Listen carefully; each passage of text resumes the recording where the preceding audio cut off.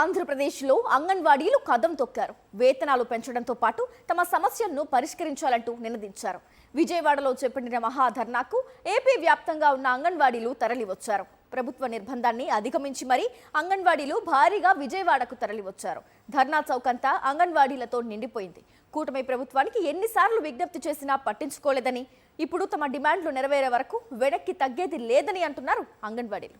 2 ఏళ్ల నుంచి వేతనాల పెంపు ప్రకటన రాకపోవడంతో ఆందోళన బాట పట్టామంటున్నారు. తాడో పేడో తేల్చుకునేందుకు సిద్ధమంటూ హెచ్చరిస్తున్నారు అంగన్వాడీలు. చంద్రబాబు ప్రభుత్వం నిర్బంధంతో అంగన్వాడీల ఉద్యమాన్ని అడ్డుకోలేరని సిఐటియు రాష్ట్ర కమిటీ హెచ్చరించింది. విజయవాడకు వస్తున్న అంగన్వాడీలను కర్నూలు, నంద్యాల రైల్వే స్టేషన్లో నిర్బంధించడాన్ని ఖండించారు. అంగన్వాడీలకి పెరుగుతున్న ధరలకు అనుగుణంగా వేతనాలు పెంచాలి అని చెప్పేసి మేము ఆందోళన చేస్తా ఉన్నాం. ప్రభుత్వాలకి ఏమాత్రం చలనం లేదు. ఉన్నతాధికారులకి వినతి పత్రాలు ఇచ్చాము. ఈరోజు మీ కనీసం మినిట్స్ కాపీ అయినా పరిగణలో తీసుకొని మమ్మల్ని చర్చలు పిలిచి వేతనాలు పెంచండి అని చెప్పేసి మాట్లాడుతున్న ప్రభుత్వానికి ఏమాత్రం చలనం లేదు.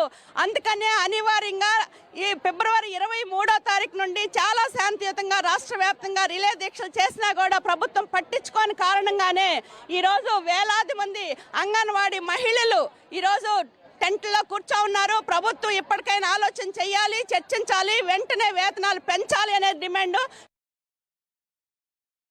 హోమ్ మినిస్టర్ గారి ప్రకటన రాంగ్ ప్రకటన. అది ఆల్రెడీ 4 నెలల క్రితమే ప్రభుత్వం ప్రకటించింది. వాళ్ళ గౌరవ వేతనం కూడా చెల్లించారు.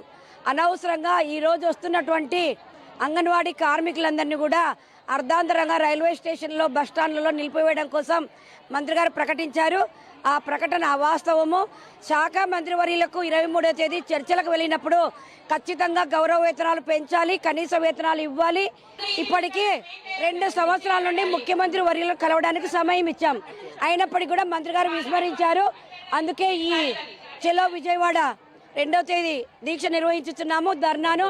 తర్వాత భవిష్యత్ కార్యాచరణ రూపొందించి రాష్ట్ర ప్రభుత్వం దిగొచ్చి వేతనాలు పెంచేదాకా మా ఉద్యమాన్ని ఆపమని తెలియజేస్తున్నాం.